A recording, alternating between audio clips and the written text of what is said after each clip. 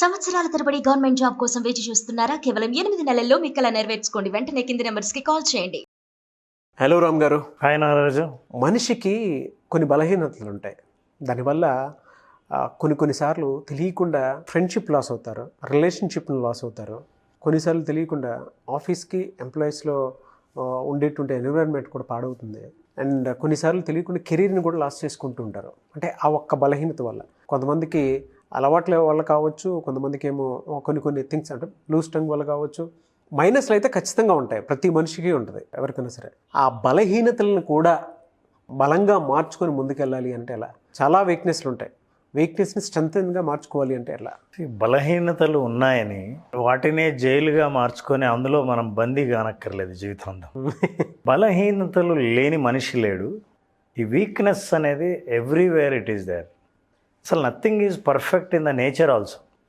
Perfection ఇంపర్ఫెక్షన్లోనే perfection చూడొచ్చు. బలహీనతలు అనేవి అందరికీ ఉంటాయి. అయితే ఈ బలహీనతలుగానే చూసుకుంటూ పోతే ఇంకా బలహీనంగా మారిపోతారు. బలహీనతల్ని బలాలుగా మార్చుకునే ప్రయత్నం చేస్తే వాళ్ళు బలంగా మారచ్చు, జీవితంలో సాధించాలనుకునేది సాధించవచ్చు. చాలామంది సాధించాలన్న కోరికలు చాలా ఉంటాయి, కానీ తమ బలహీనత గుర్తొచ్చి ఇక సాధించలేమో అని నిరాశపడిపోతుంటారు, నిస్పృహలోకి వెళ్ళిపోతారు. చాలామంది మనకు తెలీదు, ఈ ప్రపంచంలో సక్సెస్ఫుల్ అయిన వ్యక్తులు చాలామందికి వాళ్ళ బలహీనతలు ఉన్నాయి. బలహీనతలు ఉన్నాయని వాళ్ళు ఎవరైనా ఈ ప్రపంచానికి మొహం చూపించకుండా దాక్కోవాలని అనుకుంటే వాళ్ళు అలాగే ఎవరికీ తెలియకుండా పోతారు. అవును, చాలామంది ఇట్లాగే బలహీనతలు ఉంటే ఆ బలహీనతల గురించి ఆలోచిస్తూ ఉంటే ఇక మీరు బలాలుగా మార్చుకునే అవకాశం లేదు. ఫర్ ఎగ్జాంపుల్, బలహీనత అని చెప్దాం. మనకు తెలిసిన చాలామంది ఎవరైనా సరే, సినీ నటుడు రేలంగి ఉన్నాడు. రేలంగికి బోధకాలు. అతని సినిమా నిజం చెప్పాలంటే కాళ్ళు ఇంత లావు వాచి మనిషి కదలలేని పరిస్థితిలో ఉన్న వ్యక్తి సినిమా నటుడిగా రాణించాలంటే చాలా కష్టం. అలాంటి వ్యక్తి సినిమాల్లో నటిస్తూ అతను డ్యాన్స్ చేస్తుంటే దాన్ని ఒక స్టైల్గా మార్చాడు. రేలంగిలాగా డ్యాన్స్ వేయడానికి చాలామంది స్టేజ్ మీద ప్రయత్నిస్తుంటారు. అది ఆయన డ్యాన్స్కి విపరీతమైన స్పందన ఉంది. కానీ ఆ డ్యాన్స్ వేయటానికి కారణం, ఆ స్టెప్స్కి కారణం ఏంటంటే ఆయన కదలలేకపోవడం, ఆయన బోధకాలు కారణం. ఆ బలహీనతని బలంగా మార్చుకున్నాడు. అద్భుతమైన నటుడిగా ఈరోజు మనం మెచ్చుకుంటాం. ఒక తెలుగు యాక్టర్ పేరు చెప్తుంటే లోపల తెలియని ఒక గౌరవం, అంటే ప్రౌడ్నెస్, అది గుర్తొస్తుంది. మీరు నాకు ముందు అదే చెప్పాలనిపిస్తుంది, ఎందుకంటే చాలా ఉన్నాయి బలహీనతకు బలంగా మార్చుకున్న వాళ్ళ ఎగ్జాంపుల్స్ మనం తీస్తే. మీరు చెప్తుంటే కూడా నాకు తెలిసి షార్ట్ వీడియో కింద అయినా సరే కొంతమంది కట్ చేసి పక్కనే రేలంగి గారు డ్యాన్స్ పెడతారేమో అన్నట్టు అనిపించింది నాకు. అంటే అలా విజువల్ అలా కనెక్ట్ అయింది. ఇంకొకటి, మన తెలుగు యాక్టర్స్ గురించి మాట్లాడేటప్పుడు కూడా చూడండి, పాత కాలపు మనుషులు ఎవరైతే ఉంటారో రేలంగి గారి గురించి తెలిసినటువంటి వాళ్ళు చాలా మంది ఉంటారు. వాళ్ళు ఒక్కసారి నిజంగా విజువల్ చేసుకున్నప్పుడు అది అరే నిజమే కదా ఇది ఖచ్చితంగా అనిపిస్తుంది మనకి. అట్లా అంటే బాబు మోహన్ ఉన్నాడు. అతని రంగును చూసి చాలా మంది కాలేజీలో ఎగతాళి చేసేవాళ్ళు. అతని సైజు, అతని రంగు. ఇవాళ బాబు మోహన్ ఏం చేస్తున్నాడు, దాన్ని అద్భుతమైన బలంగా మార్చుకొని సినిమాల్లో కామెడీ వేషాలు వేస్తూ తన మీద తనే జోకులు వేసుకుంటూ ఇతరుల మీద జోకులు వేయించుకుంటూ డబ్బులు సంపాదిస్తున్నాడు. Now is very popular. మంత్రి దాకా ఎదిగాడు. అవును, బలహీనతలు ఉన్నాయి. ఐన్స్టీన్ అసలు అతను సరిగ్గా మాట్లాడేవాడు కాదు. ప్రపంచంలో అందరికంటే మేధావిగా గుర్తింపబడిన ఐన్స్టీన్ చిన్నప్పుడు 4-5 ఏళ్ల వరకు సరిగ్గా మాటలు వచ్చేవి కాదు. 7 ఏళ్ల వరకు కొన్ని గుర్తుండేవి కాదు, కొన్ని పలకలేనివాడు. ఇట్లాంటి పరిస్థితులు Einstein he's become intelligent, is a great scientist now. అలాంటి ఎగ్జాంపుల్స్ చాలా ఉన్నాయి. అయితే బలహీనత ఉన్న వాళ్ళు చాలామంది ఏం చేస్తారంటే, పెద్ద చేసే తప్పు నాకు బలహీనత లేదు అని చెప్పడానికి ప్రయత్నిస్తారు, బలహీనత లేదు అని ప్రొజెక్ట్ చేయడానికి ప్రయత్నం చేస్తారు. అట్లా మీరు చేసినప్పుడు ఏమవుతుందంటే మీ బలహీనత ఇంకా బలహీనతగా మారుతుంది. ఎలానో చెప్తాను చూడండి. ఫర్ ఎగ్జాంపుల్, కొంతమంది జోకులు వేస్తుంటారు చూస్తారా, అవహేళన చేస్తుంటారు, అవతల వాళ్ళ మీద ఎగతాళి చేస్తుంటారు. ఎగతాళి ఎప్పుడు చేస్తుంటారంటే, నేను ఎప్పుడైనా మీ మీద జోక్ వేస్తే మీరు ఎప్పుడైతే ఫీల్ అవుతున్నప్పుడు నేను మళ్ళీ అదే జోక్ వేస్తాను. మీరు ఫీల్ అవుతున్నారని తెలిస్తే అవతల వాళ్ళు మళ్ళీ అదే జోక్ వేస్తారు, ఎందుకంటే దానికి ఫీల్ అవుతారు మీరని, దానికి హర్ట్ అవుతారని తెలుసు. హర్ట్ ఎందుకు అవుతామంటే, ఇది నేను కాదే, నన్ను మీరు ఇలా అంటున్నారే అన్నప్పుడు హర్ట్ అవుతాం. కాదు అది నేనే, ఎస్ నాకు ఆ బలహీనత ఉంది అని అన్నప్పుడు మీరు హర్ట్ అవ్వరు, యాక్సెప్ట్ చేస్తారు. యాక్సెప్ట్ చేయడం అన్నది ఫస్ట్ స్టెప్. నాకు ఉంది బలహీనత అని యాక్సెప్ట్ చేయడం ఫస్ట్ స్టెప్. ఒక మహారాజు ఒకరోజు వాళ్ళ దర్బార్ హాల్లో నడుచుకుంటూ చూస్తూ ఉంటే చాలామంది వాళ్ళ పూర్వీకుల పెయింటింగ్స్ అన్నీ ఉన్నాయి. అద్భుతంగా పెయింటింగ్ వేశారు. వాళ్ళందరూ మహావీరులు. రోజు వాళ్ళ పూర్వీకుల్ని చూసి గర్వపడేవాడు. ఒకరోజు ఆయన యుద్ధంలో శత్రువుల దాడిలో ఈయనకు ఒక కాలు కన్ను రెండు పోయాయి. చాలా బాధపడేవాడు ఈ బలహీనత చూసి. అరే, నేను నా పూర్వీకులందరూ మహా యుద్ధవీరులు, అందరూ పేరు తీసుకొచ్చారు, ఈ రాజ్యాన్ని వెళ్ళినవారు. ఈరోజు ఈ రాజ్యానికి రాజు ఒక కాలు కన్ను లేనివాడని తెలిస్తే ఎలా ఉంటుంది? మనం వాళ్ళ లెగసీని మనం క్యారీ చేయలేం కదా అని ఎప్పుడు బాధపడుతుండేవాడు. ఒకరోజు ఎలాగైనా సరే నేను చచ్చిపోతే నేను ఎలా ఉంటానో కూడా తెలియదు కదా, నాది కూడా ఒక పెయింటింగ్ పెట్టాలి అని అనుకున్నాడు. పెయింటర్లందరినీ పిలిచాడు. అందరు పెయింటర్స్ని పిలిచి, ఎవరైనా సరే నా అందమైన పెయింటింగ్ గీసి నా భవనంలో రాజుగారి ఆస్థానంలో అది ఉంచితే వాళ్ళకి నేను రివార్డ్ ఇస్తాను అంటాడు. పెయింటర్లందరూ ఆలోచిస్తారు, ఏంటి ఆయనకు ఒక కాలు లేదు, ఓ కన్ను లేదు, మనం ఈ పెయింటింగ్ వేసి అందమైన పెయింటింగ్గా ఎలా నిరూపిస్తాం? అందరూ వెనక్కి తగ్గారు. వీళ్ళందరూ వెనక్కి తగ్గలే. వాళ్ళలో సుబ్రావు ఉన్నాడు. మన సుబ్రావు ఉన్నాడు. సుబ్రావు కూడా పెయింటరే. సుబ్రావు ఏం చేశాడు, నేను వేస్తాను మహారాజా అన్నాడు. అందరూ ఆశ్చర్యపోయారు, పెద్ద రిస్క్ తీసుకుంటున్నాడు, అసలు పెయింట్ వేయగలడా మహారాజు, అందమైన పెయింట్ ఎలా వేస్తాడు అని. సుబ్రావు 2 రోజులు టైం తీసుకున్నాడు. 2 రోజుల తర్వాత మహారాజు పెయింటింగ్ వేశాడు. వేస్తే సభ అందరూ ఆశ్చర్యంగా ఎదురు చూస్తున్నారు. అలాగే ఇతర పెయింటర్స్ కూడా మనవాడు ఎలాంటి పెయింటింగ్ వేశాడో తర్వాత ఏం రిజల్ట్ ఉంటుందో తెలియదని ఆ పెయింటింగ్ని ఓపెన్ చేయడానికి మహారాజు వచ్చాడు. అతనికి కూడా చాలా ఆందోళనగా ఉంది, అట్లాగే ఉత్సుకత ఉన్నాడు. అసలు ఎలాంటి పెయింటింగ్ వేశాడు చూద్దామని ఓపెన్ చేశారు పరదా. పెయింటింగ్ కనిపించింది. అందరూ ఆశ్చర్యపోయారు. అద్భుతమైన పెయింటింగ్, చాలా సహజంగా వేశాడు. ఎలా వేశాడంటే, మహారాజు గుర్రం మీద కూర్చొని వేటకెళ్ళినప్పుడు ఒక బాణం తీసుకొని ఒక కన్ను మూసి గురి చూస్తున్నప్పుడు ఒక కన్ను మూస్తాడు. ఆ లేని కన్ను మూసినట్టు గుర్రం మీద కూర్చున్నప్పుడు లేని కాలు అవతలు ఉన్నట్టు పెయింటింగ్ వేస్తే చాలా అద్భుతమైన పెయింటింగ్గా వచ్చింది. బలహీనతల్ని హైలైట్ చేసి ఇది బలహీనత అని చెప్పక్కర్లేదు, మనకు ఉన్న బలాల్ని మనం అందులో చూసుకోవచ్చు.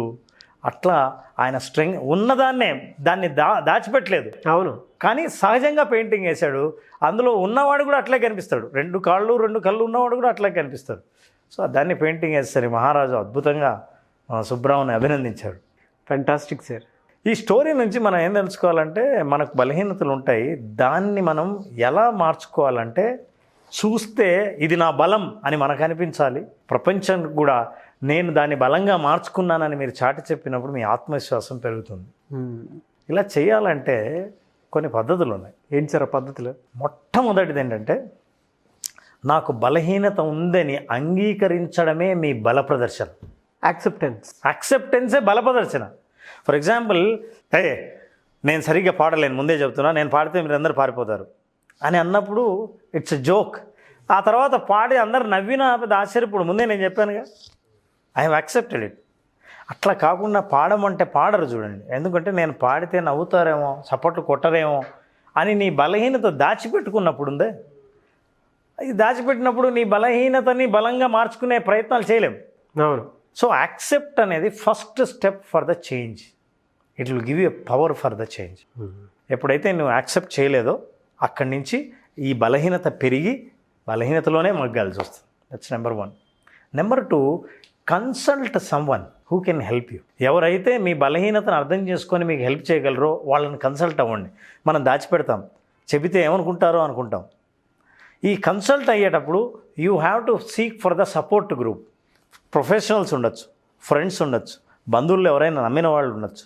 ఎవరో ఒకరిని మీరు నమ్మిన వాళ్ళని సెలెక్ట్ చేసుకొని మీ బలహీనతను షేర్ చేసినప్పుడు ఏమవుతుందంటే, లోపల మీరు బలహీనత ఉందే అని ఆలోచించిన వాళ్ళు ఎక్స్ప్రెస్ చేసినప్పుడు బయటకు వచ్చేస్తారు. Third is don't harsh on your self. Harsh అంటే మీ మీద మీరే కఠినంగా ప్రవర్తించకండి.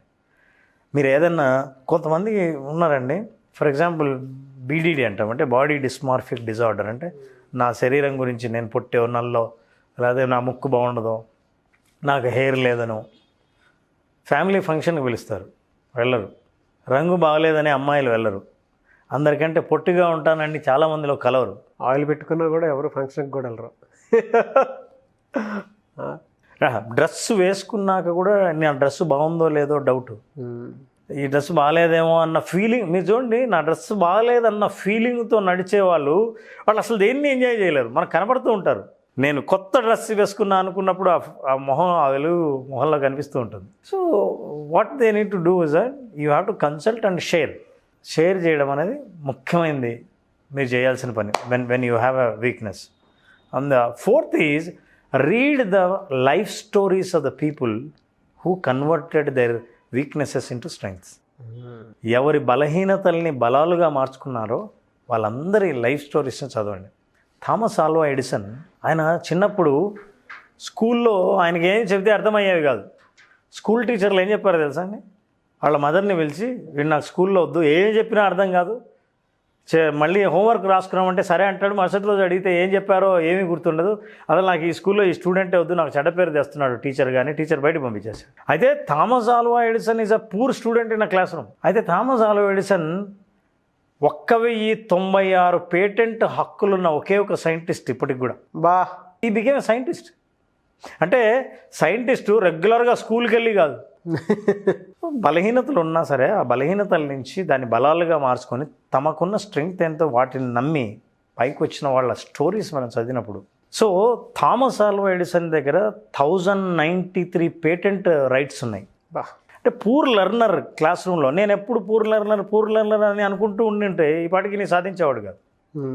సో ప్రతి మనిషికి కొన్ని బలాలు ఉంటాయి, దాని మీద ఫోకస్ చేయాలి. బలహీనతల్ని మెల్లిగా బయటికి రావాలి, నేను మెల్లిగా బయటికి రావాల్సి ఉంది అన్న విషయం మీరు ఎప్పుడైతే రియలైజ్ అవుతారో ఆ బలహీనత చాలా కాలం బాధ పెట్టదు. దెర్ ఈజ్ వన్ సేయింగ్, ఏమీ లేనివాడికి ఏదైనా సాధిస్తానన్న ధైర్యం ఉంటుందంట. ఎందుకంటే పోయేదేం లేదు కాబట్టి, ఎలాగో ఏం లేదు. అన్నీ ఉన్నోడికి ఏం చేసినా ఏం పోతుందో అన్న భయం అంట. సో మీరు ఒకవేళ బలహీనతలు ఉండి ఏమీ లేవని అనుకుంటే ఇదే ఖచ్చితమైన సమయం, మీరు ధైర్యంగా ప్రయత్నం చేసి పోగొట్టుకునేది ఏం లేదు కాబట్టి ఇక పొందడం కోసం మాత్రమే ప్రయత్నించాల్సి ఉంటుంది. తర్వాత నారాజు, ఈ వీక్నెస్ అనే మాటని భాషలో చాలా అర్థం ఉంది. మనం ఎప్పుడు బలహీనత అంటుంటే అది పొడుస్తూ ఉంటుంది. దాని మాటను మార్చవచ్చు. That is the area of improvement అని మార్చాలి. మీరు బలహీనతగా చూడకుండా that's a area of improvement చూడాలి. ఈ బలహీనత అనుకున్నప్పుడు ఏమవుతుందంటే స్వీయ జాలి ఎక్కువ కలుగుతుంది. అంటే సొంతం తన మీద తనకు సింపతి ఎక్కువ కలుగుతుంది. ఆ సింపతి ఎప్పుడైతే కలుగుతుందో ఇతరుల పట్ల కూడా, ఇతరుల నుంచి కూడా మనం సింపతి కోరుకుంటాం. అవును, అబ్బా నీకు పర్వాలేదులే, నువ్వు చేయలేవులే, కష్టంలే, నువ్వు కూర్చో, పర్లేదు, నువ్వేం పని చేయకపోతే ఇట్లా మనం ఎవరైనా చెప్పాలని ఎదురు చూస్తాం. ఈ సింపతిని మీరు కోరుకున్నాళ్ళు మార్పు రాదు, మీరు ఎదగాలని అప్పుడు అసలు అనుకోరు. ఎంతసేపు ఆ సింపతితో జీవించాలని అనుకుంటారు. ఈ సింపతి నుంచి బయటపడాలంటే, సెల్ఫ్ సింపతి నుంచి బయటపడాలంటే బలహీనతలు ఉన్న వాళ్ళు ఫెంటాస్టిక్ సొల్యూషన్ ఒకటి ఉంది. ఏంటి సార్? ఏంటంటే ఇదే బలహీనత ఉన్న వాళ్ళని ఎవరినైనా మీరు ఐడెంటిఫై చేసి వాళ్ళకి హెల్ప్ చేయడానికి ప్రయత్నం చేయండి. మీరు హెల్ప్ చేస్తుంటే you will learn lot of things. Overcome ఆటోమేటిక్గా అవుతుంది. దీని నుంచి ప్రాక్టికల్ ఎక్స్పీరియన్స్ వస్తుంది. ప్రాక్టికల్ ఎక్స్పీరియన్స్ ద్వారా మీ బలహీనతల నుంచి బయటకు వచ్చి, అవి బలహీనతలు కాదు, నేను నా ఏరియాస్ ఆఫ్ ఇంప్రూవ్మెంట్స్, నేను డెవలప్ అవ్వాలనుకుంటున్న కొన్ని విషయాలు అని దాన్ని అలాగా చూసుకుంటే అప్పుడు రోజు దాని మీద వర్క్ చేసినప్పుడు you will grow it. Sympathy ఉండదు, ఇతరులకు హెల్ప్ చేయడం వల్ల ఇంకా మీకు గొప్పతనం మీరు పొందుతారు. నిక్ ఉజిసిక్ గురించి ఇంతకుముందు చెప్పుకున్నాం. 2 కాళ్ళు 2 చేతులు లేవు, 2 కాళ్ళు 2 చేతులు లేవు, స్కూల్లోకి రానిచ్చలేదు, ఫ్రెండ్షిప్ చేయలేదు, అసలు ఏ రకం పని చేయడానికి పనికిరారు, 2 కాళ్ళు 2 చేతులు పూర్తిగా లేవు, కేవలం మొండెం తల ఉంటుంది. ఆ వ్యక్తి ఏం చేశాడంటే ఇలాంటి మనిషి బాధలు ఎలా ఉంటాయో చెబుతూ మోటివేషనల్ స్పీకర్ అయ్యి ఆస్ట్రేలియాలో అన్ని యూనివర్సిటీలో బిజీ స్పీకర్ అయ్యాడు. ఇవాళ అతని డేట్ కావాలంటే మనం కరెక్ట్గా 6 నెలలు ఎదురు చూడాలి. అదంతా అతని బలహీనత అయినా ఆ బలహీనతను బలంగా మార్చుకొని బలహీనతను ఎక్స్ప్రెస్ చేయడం మొదలుపెట్టి ఎలా తను దాని నుంచి బయటకు వచ్చాడో చెప్పడం మొదలుపెట్టాడు. ఎన్ని టెడ్ టాకులు ఇచ్చాడు. అవును, ఇన్ని మన ఉదాహరణలు తెలుసుకున్నాక దాని నుంచి బయటపడడం చాలా సులభం. మిమ్మల్ని మీరే ఏమనుకోవాలంటే, ఎస్ నాకున్నవి బలహీనతలు కాదు, నేను డెవలప్ అవ్వాలనుకున్న చాలా ఏరియాల్లో అవి కూడా కొన్ని అంతే అని అనుకోవడం ద్వారా బయటపడవచ్చు. Very good research and very good analysis అండి.